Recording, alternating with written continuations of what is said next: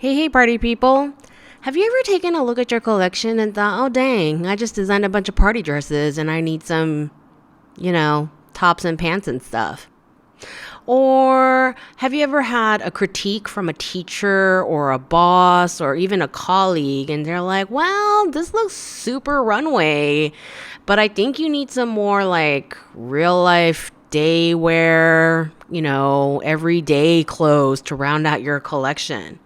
I think we've all had a critique like that or something like that at one point or another, and thus this video. This is 11 tips on how to take your designs from the runway to real life. For the purposes of today's demo, I'm going to use this evening wear collection I designed back in 2017, so pardon me if it looks a little bit dated. We are definitely ditching the cold shoulder look right now. But anyway, so I did a whole video series on how to illustrate a multi-figure fashion illustration composition, and I will link that playlist in my description box below. So I'm not going to get into that project too much, but because those designs are very runway, and that was deliberate, I'm going to use that as a springboard for this demo. So here we go. In no particular order, and I'm offering these tips, but they're not going to apply to every design, and that's why I offer so many options, okay? So in no particular order.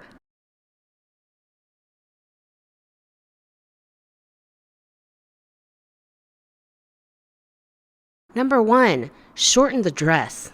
Okay, longer shapes tend to look more formal. Even if you have a long duster maxi coat, they tend to look more formal than something that's more casual around the knee length.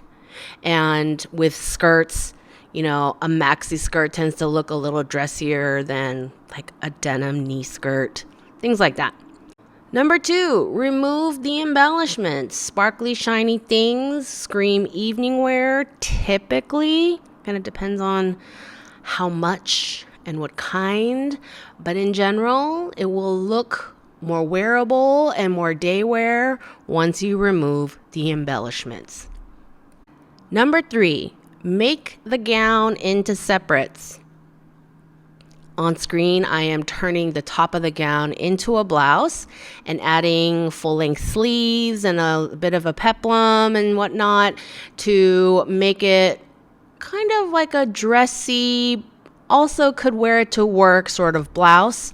But you could also take the skirt, make it maybe make it shorter like we talked about in tip number 1 and turn that into a skirt that you can wear with other tops. Number 4, refabricate using more typical day fabrics. So typical day fabrics usually are more matte, like linen, cotton shirtings, denim, those kinds of things. Even silks. More matte silks tend to look more day wear-ish, like georgette, crepes, those kinds of things look more appropriate to make day blouses out of as opposed to shiny silk satins and charmeuses and things like that. Number 5, relax the exaggerated shapes. So with this one, I've removed the embellishment, and the corselet under bust is a very exaggerated, hip exaggerated shape with a V hem. And so I made it into a much more simple, close to the body under bust corselet. And I'm kind of like, when I was working on this and doing rough drafts of the designs, I kind of really got into the gym socks, and I was kind of inspired by gym socks for some of these dresses. Don't ask, I don't know. Inspiration strikes randomly. So anyway, I got into this idea of doing these kind of sweatshirt style dresses, kind of slightly deconstructed, but still very wearable sweatshirt dresses. So yeah, this outfit, it looks like a less wearable outfit with the corselet, but essentially it is a big old sweatshirt dress inspired by gym socks. The typical gym socks like from the 70s with the double blue stripe right under the knee. Yeah, so it's a sweatshirt dress inspired by gym socks, styled with a corselet, but separately those pieces are much more wearable than what I had originally designed. Number 6, turn unconventional pieces into style lines. So in this blue to pink to burgundy gradient gown, I have like this 2-piece, very weird, unconventional corset laced, dripping with beads and fringe and whatnot. And instead of having these unconventional pieces, to use those shapes and styles into style lines. So again, I'm designing another sweatshirt dress, but keeping those football padding inspired style lines, and I'm going to emphasize them with some piping. Number 7, show less skin. Skin, it tends to look more evening. It tends to look like you're dressing up to go out.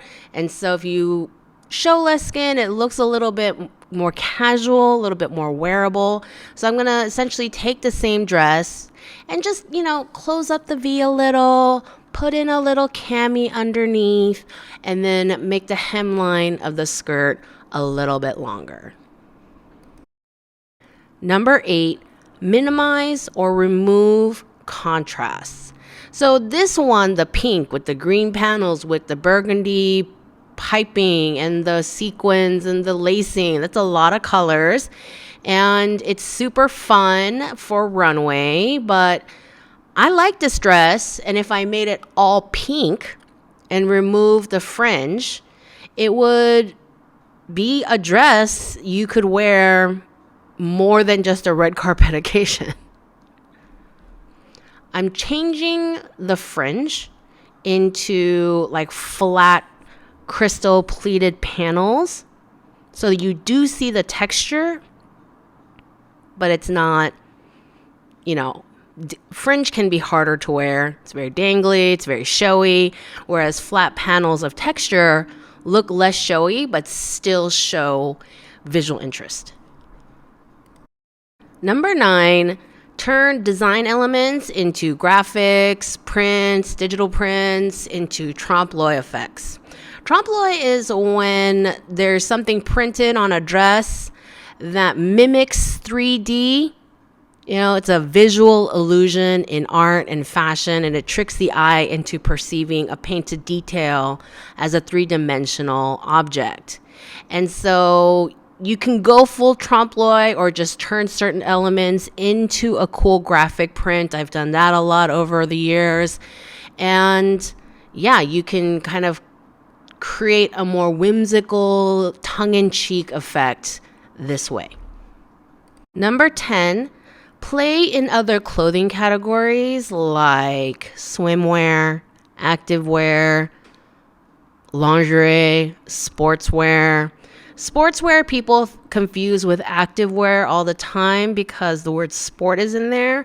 But actually, sportswear means separates. So tops, pants, skirts, and yoga pants and leggings, those belong in activewear, or athleisure is kind of the more modern term, but it's firmly in the activewear camp.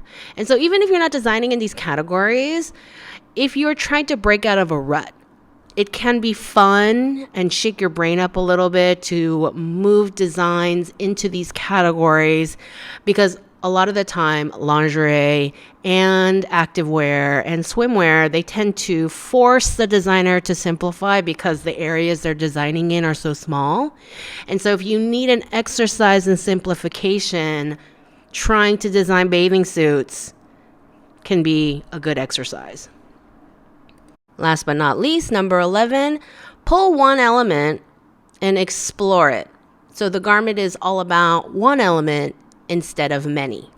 And in this example, I am taking the chain fringe with the interspersed beading and just making the entire dress about strands and strands and strands of chains and beads. And so it really focuses on that detail. It still makes it playful and fun. Yes, it is still evening wear, but it is definitely a much more wearable evening wear piece than what I had originally designed.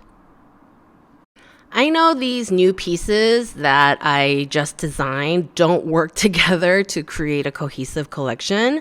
That was really not my goal. My goal was rather to show you as many options as possible, to show you as many directions as you can possibly go using one source collection. So yeah, if right now it looks all over the place, that's kind of where it ended up, right?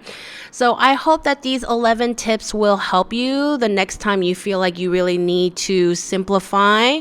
Because I know we get into these moments where we just feel inspired and start designing some crazy wackadoo stuff. That's what happened to me on the plane when I originally designed that football padding inspired collection. I just went nuts. And that was just like a fun fantasy project that I did for my YouTube channel, and that worked out pretty fun.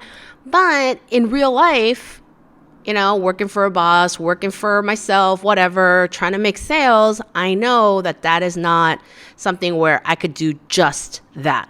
I know I would need to also provide some more wearable options to flesh out the collection. And this is how I would do it. These are the tips that I would tell myself to follow to round out the collection and offer wearable pieces in my lookbook, and then just have a few editorial things to lend out to, photo shoots and whatnot. We've been having some conversations, in the comments section of my Runway review video, in my how to design avant-garde video, all these things in my haute couture video. It's like, why do all these runway things not look like stuff people wear in real life? And it's like, yeah, those are the attention getting pieces. Those are the things that we remember. We remember loud, splashy, editorial, avant-garde things. And then that's how fashion labels stay in your mind. So when you're shopping, you remember these names, right?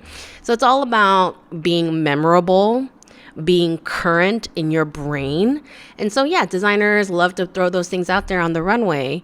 But yeah, we all have to. I mean, have you seen a pair of Balenciaga pants? Those are not the ones that are on the runway. Balenciaga pants are, beautiful, black, tailored, they're very simple. Every house needs nice trousers. Okay? So think about that. And think about how you can bring a little bit of your own flavor to wearable pieces, and, consider these methods in your process. All right. I hope this video is helpful. Please do give this video a thumbs up. If you learned something new today, please do share, subscribe, hit the notification bell. And yeah, you know what I'm always going to say. Hashtag always be practicing. Hashtag practice not magic. And my favorite, it's hard because it's hard, not because there's anything wrong with you. Design is a process.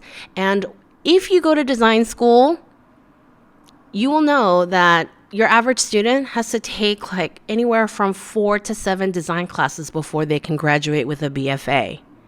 And that's because design is difficult.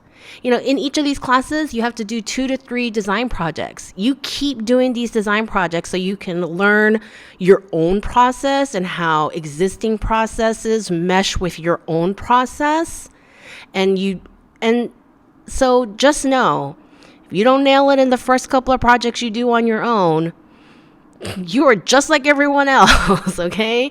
That doesn't mean you suck, that you can't do this. It really requires you to try and try again.